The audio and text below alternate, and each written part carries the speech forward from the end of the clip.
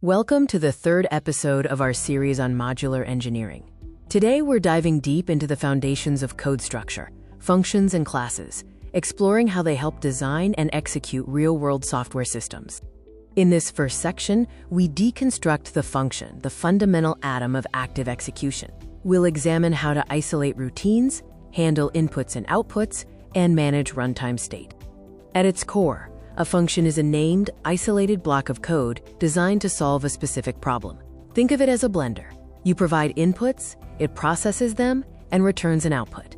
This modular approach prevents code chaos and makes systems much easier to read and maintain. Modern software isn't built as one monolithic block.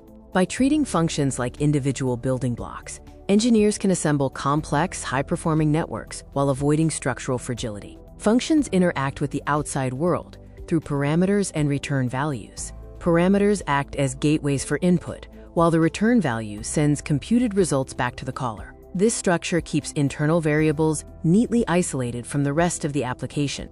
When a function is called, the CPU creates a temporary stack frame to store its local variables and state. Once the function reaches a return statement, that frame is popped and erased, freeing up system memory.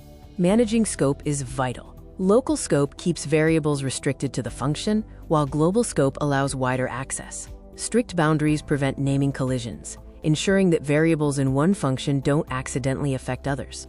Modular design pays off in maintainability. Metrics show that highly modular codebases are significantly easier to debug and patch compared to monolithic scripts, which can be extremely fragile.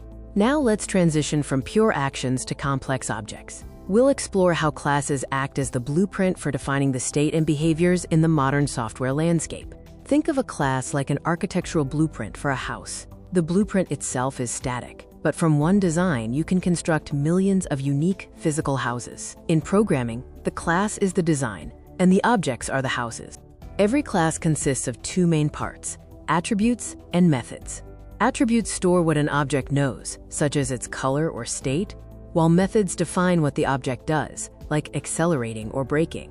Creating an object, or instantiation, triggers a process where the system allocates memory on the heap. Your variable doesn't hold the object itself, but rather a reference handle or memory address, pointing to that object's location. Constructors are the birth of an object. These special methods run automatically when an object is created, ensuring it starts with a valid state. You can even use overloading to define multiple ways to initialize your objects. Understanding where memory is allocated is key. The stack handles local variables and is cleaned up automatically, while the heap manages objects and dynamic instances, relying on the garbage collector for cleanup.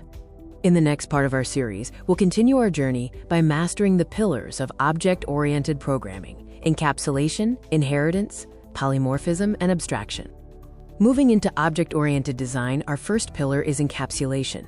This involves using private data fields to protect internal information, providing controlled access through getters and setters, and maintaining internal autonomy by keeping mechanics black-boxed.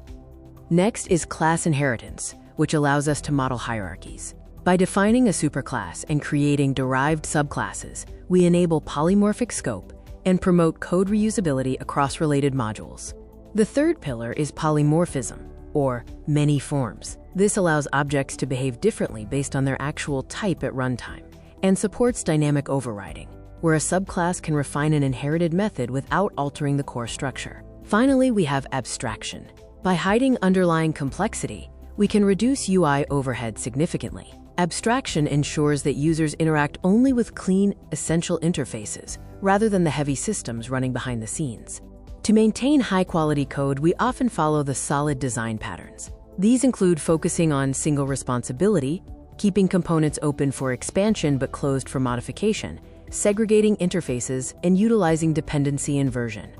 In this video, we have covered how combining isolated functional actions with robust class-based structures allows for the creation of secure, scalable, and professional-grade software systems. Thank you for watching this in-depth look at functions and classes. We hope this overview helps you design cleaner and more effective architecture in your own projects.